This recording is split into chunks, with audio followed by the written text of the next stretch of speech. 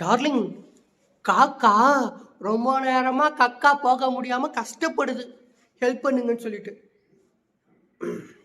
அசிங்கமா இல்லை டார்லிங்?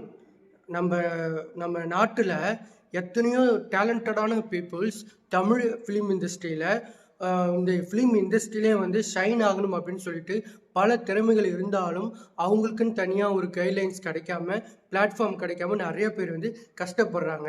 இந்த ஃபிலிம் இண்டஸ்ட்ரியில் தன்னோட டேலண்ட்டை காட்டணும், நமக்கான ஒரு இடத்த நம்ம பிடிக்கணும் அப்படின்னு சொல்லிட்டு. ஆனால் இது போன்ற கோமாளிகள் என்ன பண்ணுது அப்படின்னா, ஒரு 2 லட்சம் 3 லட்சம் ஃபாலோவர்ஸு காசு கொடுத்து வாங்கிட்டு கோமாளி மாதிரி வீடியோஸ்லாம் பண்ணிட்டு ஏதோ ஒன்று பண்ணிட்டு போட்டும். ஆனால் நடிகர் சூர்யா அண்ணன், நம்ம சூர்யா அண்ணனை பரோட்டா போடுறாரு, அவர் பெயிண்ட் அடிச்சுட்டு இருந்தார், அவர் மாதிரிலாம் நான்லாம் இது பண்ண மாட்டேன், அவர்லாம் சும்மா எனக்கு கீழே அப்படின்னு சொல்லிக்கிட்டு நம்ம சூர்யா அண்ணன் வந்து நடிப்பு வந்து இவர்கிட்ட பார்த்து தான் கற்றுக்கிட்டாராம்.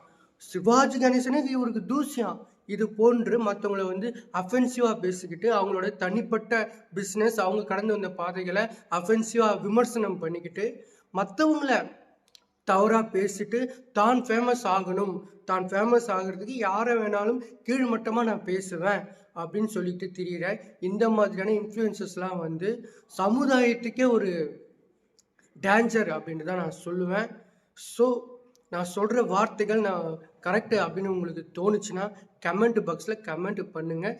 திறமை உள்ள டேலண்டடான பீப்புள்ஸ் லட்சக்கணக்கான பேர் இருக்காங்க, அவங்கள மட்டும் சப்போர்ட் பண்ணுங்கள். இது மாதிரியான கோமாளிகளை சப்போர்ட் பண்ணாதீங்க.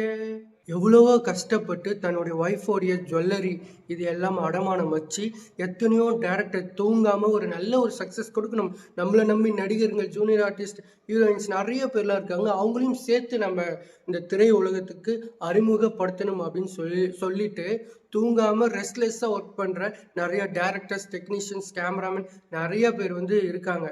ஆனால் நீங்கள் வந்து இந்த மாதிரியான கோமாளிகளை தயவு செய்து எடுத்து போட்டுறாங்க. ஏன்னா நீங்களாம் ரொம்ப ரொம்ப பாவம்.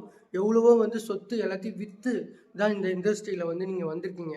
இந்த மாதிரி கோமாளிகளை போட்டால் நம்மளுடைய இன்வெஸ்ட்மெண்ட்டுக்கே டோட்டலாக ஆப்பு வந்துடும்.